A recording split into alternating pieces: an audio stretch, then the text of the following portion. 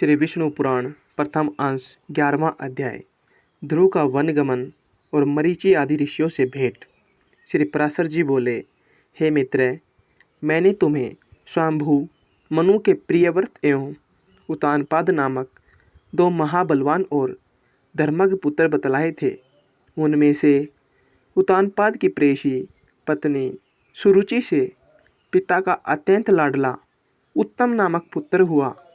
उस राजा की जो सुनीति नामक राजमहिषी थी, उसमें उसका विशेष प्रेम न था। उसका पुत्र ध्रुव हुआ।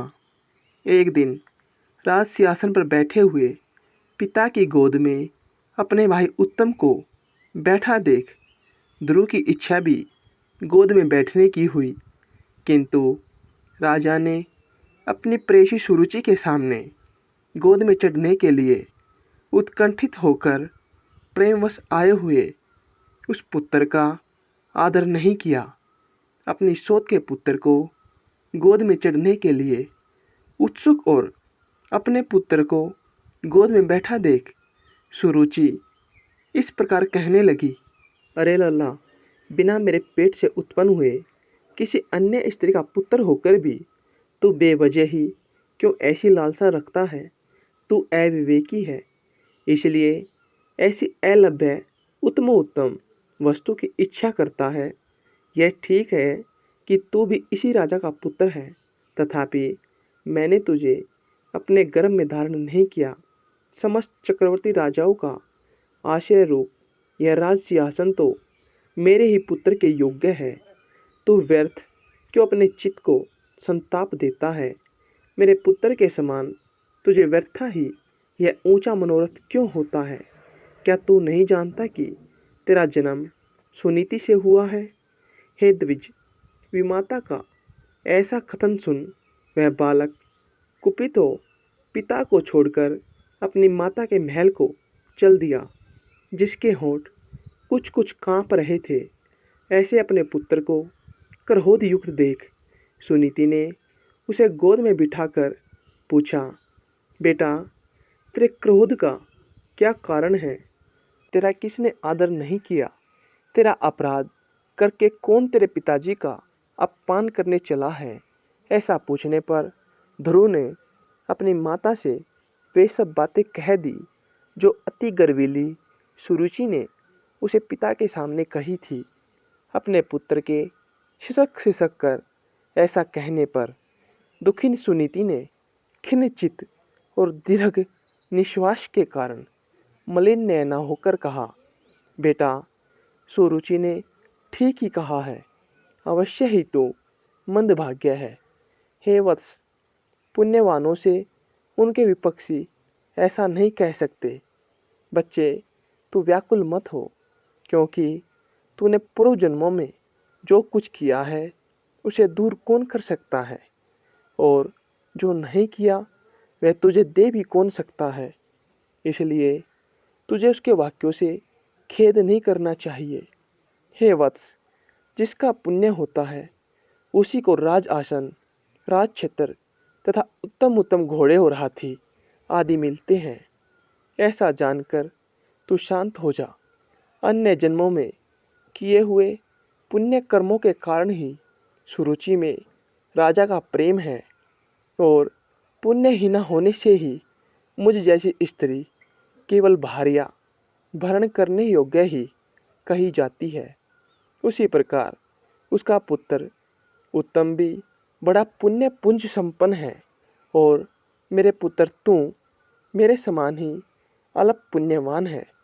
तथापि बेटा, तुझे दुखी नहीं होना चाहिए, क्योंकि जिस मनुष्य को जितना मिलता है वह अपनी उतनी ही पूंजी में मग्न रहता है। और यदि सुरुचि के वाक्यों से तुझे अत्यंत दुख ही हुआ है, तो सर्वफलदायक पुण्य के संग्रह करने का प्रयत्न कर। तू सुशील, पुण्य आत्मा, प्रेमी और समस्त प्राणियों का हितैषी बन, क्योंकि जैसे नीची भूमि की ओर ढलता हुआ जल अपने आप ही पात्र में आ जाता है, वैसे ही सत्पात्र मनुष्य के पास स्वतः ही समस्त संपत्तियां आ जाती है।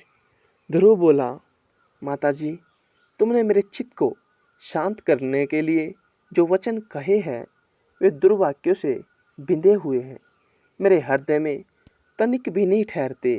इसलिए मैं तो अब वही प्रयत्न करूँगा जिससे संपूर्ण लोकों से आदरणीय सर्वश्रेष्ठ पद को प्राप्त कर सकूं। राजा की चहेती तो अवश्य सुरुचि ही है और मैंने उसके पेट से जन्म भी नहीं लिया है। तथापि हे माता, अपने गर्भ में बड़े हुए मेरा प्रभाव भी तुम देखना। उत्तम जिसको उसने अपने गर्भ से धारण किया है मेरा भाई ही है। पिता का दिया हुआ राज आसन वही प्राप्त करे। भगवान करे ऐसा ही हो। माता, मैं किसी दूसरे के दिए हुए पद का इच्छुक नहीं हूँ। मैं तो अपने पुरुषार्थ से ही उस पद की इच्छा करता हूँ जिसको पिताजी ने भी नहीं प्राप्त किया है। श्री पराशर जी बोले, माता से इस प्रकार कह ध्रुव उसके महल से निकल पड़ा। फिर नगर से बाहर आकर भारी उपवन में पहुंचा। वहां ध्रुव ने पहले से ही आए हुए 7 मुनीश्वरों को कृष्ण मृग चरम के बिछौनों से युक्त आसनों पर बैठे देखा। उस राजकुमार ने उन सबको प्रणाम कर अति नम्रता और समुचित अभिवादना पूर्वक उनसे कहा, हे महात्माओं, मुझे आप सुनीति से उत्पन्न हुआ राजा उत्तानपाद का पुत्र जाने। मैं आत्मग्लानि के कारण आपके निकट आया हूँ। ऋषि बोले, राजकुमार, अभी तो तू 4-5 वर्ष का ही बालक है। अभी तेरे निर्वेद का कोई कारण नहीं दिखाई पड़ता।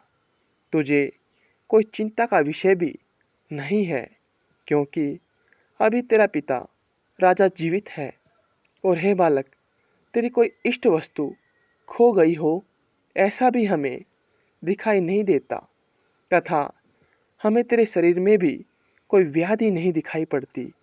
फिर बता, तेरी ग्लानि का कारण क्या है?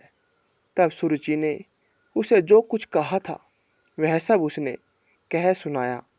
उसे सुनकर वे ऋषिगण आपस में इस प्रकार कहने लगे, ओह, छात्र तेज कैसा प्रबल है, जिससे बालक में भी इतनी अक्षमा है कि अपनी विमाता का कथन उसके हृदय से नहीं टलता।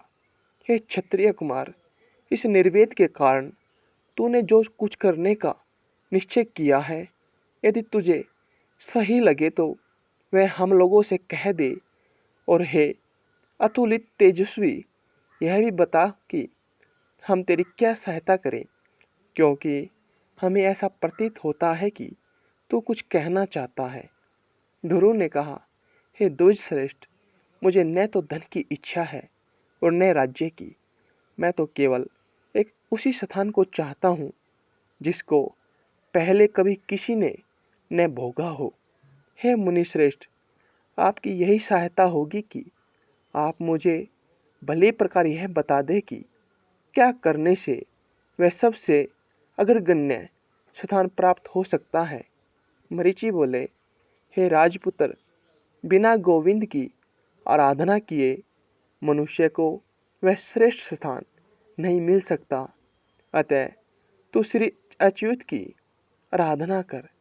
अत्रि बोले, जो प्रकृति आदि से भी परे है, वे परम पुरुष जनार्दन जिसे संतुष्ट होते हैं, उसी को वह अक्षय पद मिलता है। यह मैं सत्य सत्य कहता हूँ। अंगिरा बोले, यदि तू अग्र स्थान का इच्छुक है तो जिन अव्यात्मा अच्युत में यह संपूर्ण जगत ओतप्रोत है, उन गोविंद की ही आराधना कर। पुल सत्य बोले, जो परब्रह्मा परम धाम और पर स्वरूप है, उन हरि की आराधना करने से मनुष्य अति दुर्लभ मोक्ष पद को भी प्राप्त कर लेता है। पुल है बोले, हे सुव्रत, जिन जगतपति की आराधना से इंद्र ने अत्युत्तम इंद्र पद प्राप्त किया है, तो उन यज्ञपति भगवान विष्णु की आराधना कर। कृत्यु बोले, जो परम पुरुष यज्ञ पुरुष यज्ञ और योगेश्वर है, उन जनार्दन के संतुष्ट होने पर कौन सी वस्तु दुर्लभ रह सकती है। वशिष्ठ बोले, हे वत्स, विष्णु भगवान की आराधना करने पर तू अपने मन से जो कुछ चाहेगा वही प्राप्त कर लेगा। फिर त्रिलोकी के उत्तमोत्तम स्थान की तो बात ही क्या है। ध्रुव ने कहा, हे महर्षिगण, मुझे विनीत को आपने आराध्य देव तो बता दिया, अब उसको प्रसन्न करने के लिए मुझे क्या करना चाहिए यह बताइए। उस महापुरुष की मुझे किस प्रकार आराधना करनी चाहिए वह आप लोग मुझसे प्रसन्नतापूर्वक कहिए। ऋषिगण बोले, हे राजकुमार, विष्णु भगवान की आराधना में तत्पर पुरुषों को जिस प्रकार उनकी उपासना करनी चाहिए वह तू हमसे यथावत श्रवण कर। मनुष्य को चाहिए कि पहले संपूर्ण बाह्य विषयों से चित्त को हटावे और उसे एकमात्र उन जगदाधार में ही स्थिर कर दे। हे राजकुमार, इस प्रकार एकाग्रचित्त होकर तन्मय भाव से जो कुछ जपना चाहिए वह सुन। ओम हिरण्यगर्भ पुरुष प्रधान और अव्यक्त रूप शुद्ध ज्ञान स्वरूप वासुदेव को नमस्कार है। इस ओम नमो भगवते वासुदेवाय मंत्र को पूर्व काल में तेरा पितामह भगवान स्वयंभू मनु ने जपा था। तब उनसे संतुष्ट होकर श्री जनार्दन ने उन्हें त्रिलोकी में दुर्लभ मनोवांछित सिद्धि दी थी। उसी प्रकार तू भी इसका निरंतर जप करता हुआ श्री गोविंद को प्रसन्न कर।